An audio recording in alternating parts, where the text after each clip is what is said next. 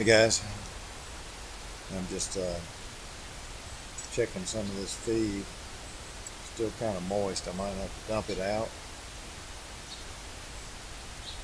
I probably piled it on, kind of went against one of my own little operating procedure, which is don't put too much in the tray right before it rains, because you can't, the feed's too thick and it won't easily dry out. So I'm gonna probably have to dump all this and refill it, and probably change out the water.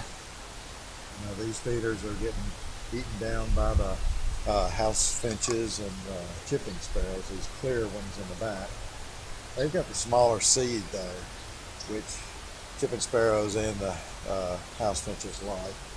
I'm trying to keep the smaller feed out of here because doves like that small feed too. Right? So what I'm doing is I'm trying to put small feed down below to force the doves down, and the chipping sparrows as well. It's kind of tough to keep the doves. They still eat the black oil sunflower seed. I don't think they favor it quite as much though. But anyway, I use a little masonry trowel here that they use to form up mortar to handle this, because I don't get my hands on it. It's just for sanitary purposes. Viruses are transmitted that way, as are there's mites sometimes that the birds carry. So it's good to use a tool to move food around, and that it's probably not bad to put your hands in the regular food when you buy it. That's not great, but certainly when it's been out here and the birds have been in it, it's good practice to have some kind of tool to move it around and check it out to see the quality of it. The last thing you want to do is leave it out here too wet and get mold and such. Anyway, let me fill up these and put some more mealworms on this house feeder here. The mealworms are for the carnivorous birds like the warblers, the bluebirds.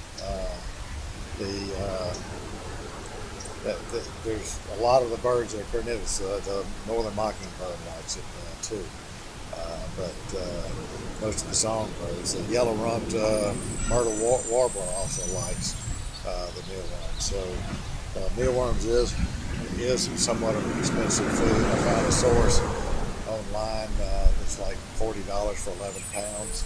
That's cheaper than buying it locally in the stores, or $10 for like less than a pound or so.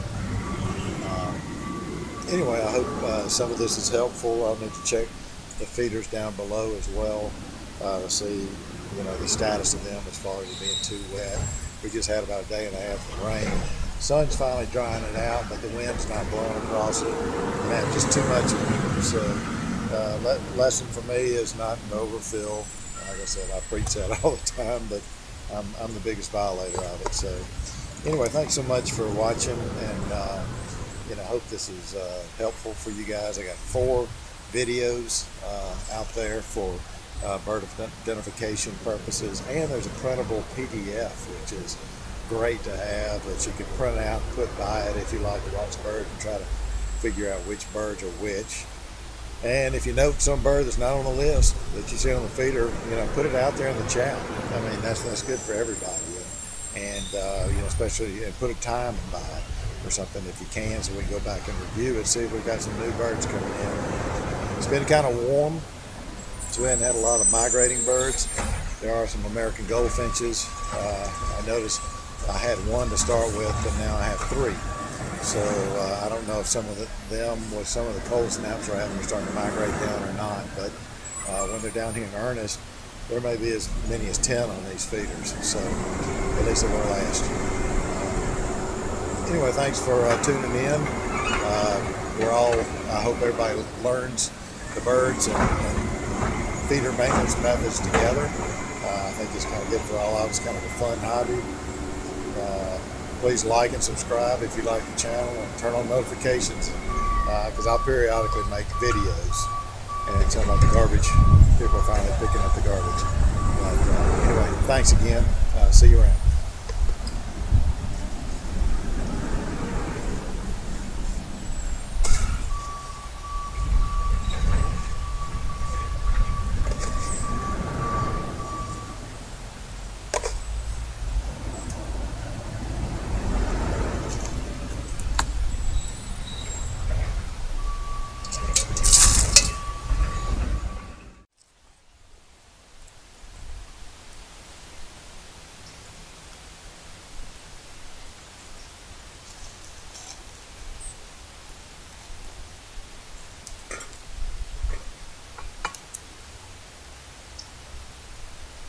Okay,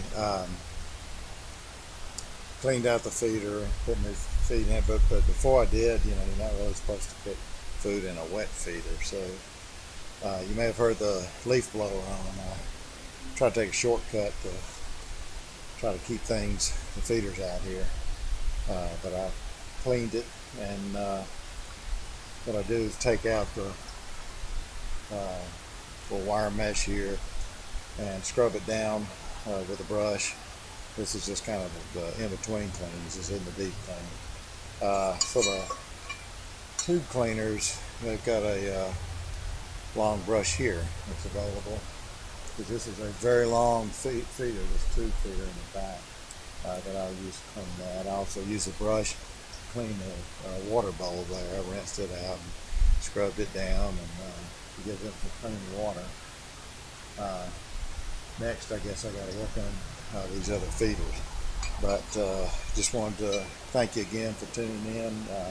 Hopefully some of this stuff kind of helps you learn. It's seems somewhat basic, but I also got food strategies going on here with trying to keep the doves down on the ground and offer more food for them down below, the feeders below, that has more type food they like versus some of these up here. Doves still eat the black oil sunflower seed, but I've got some suet, peanut suet, and I think sunflower suet balls in here, little small one, pellets, I guess you could say. Some mealworms and some black oil sunflower seeds. Now the doves are going to eat the black oil sunflower seeds. I don't think they eat mealworms or the suet pellets. So hoping there's less available from up here than they'll find down there, which is a smaller seed, which is in the back two feeders, which I'm trying to get the chipping sparrows and the house finches to be on these feeders back here. More attractive birds up front and here, so you can see more of the carnivorous type songbirds. Anyway, thanks again for tuning in. Please like and subscribe if you enjoy the channel. Thanks. One other tip, platform feeders, if you don't have a lot of food in it and did get some moisture, just use your trowel or whatever your tool is of choice to move the feeder around and get that wet seed on top so it can get some sunshine and air dry. It'll air dry faster. But when you have too much feed, too much moisture has gotten in it, and everything's wet, so even turning it over, you're putting wet seed on the bottom, and so that doesn't work as well. So I think also the peanuts, I tried the whole peanuts. Of course, I just put them out yesterday afternoon. I hadn't given them a chance, but none of the birds really took to them. Usually blue jays, crows, woodpeckers might grab. I've heard of titmouses, the tufted titmouses that grab those peanuts and fly off with them, but so far I haven't had any luck with them. Still have a few peanuts in the bottom feeder, but maybe they have to be on one of those peanut feeder rings that you fill full of peanuts, and then you bring in like blue jays and woodpeckers and that, and they start coming. But anyway, just a few more tips. Thanks again for tuning in. Have a good morning, good afternoon, or good evening, wherever you are. Bye-bye.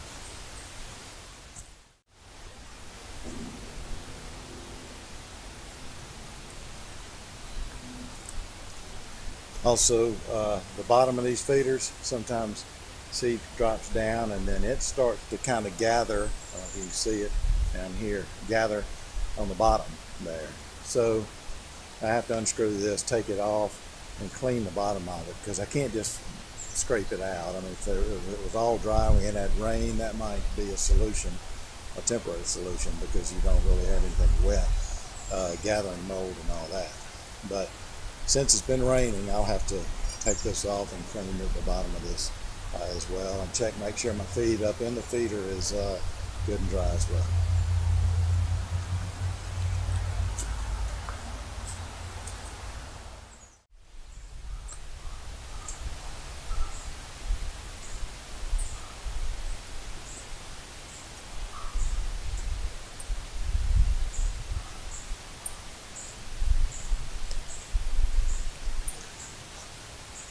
Another experiment, you can't see it very well, but I'm putting a thistle feeder, a Niger seed feeder in the very back to see if I get any action on it with American goldfinches.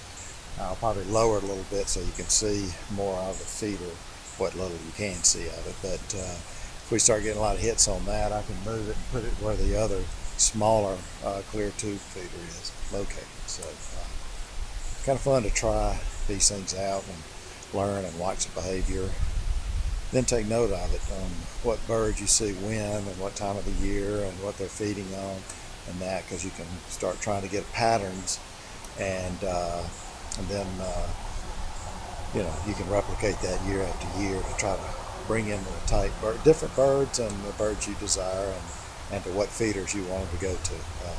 Anyway, I hope you guys are learning as much as I am, and I appreciate your tuning in.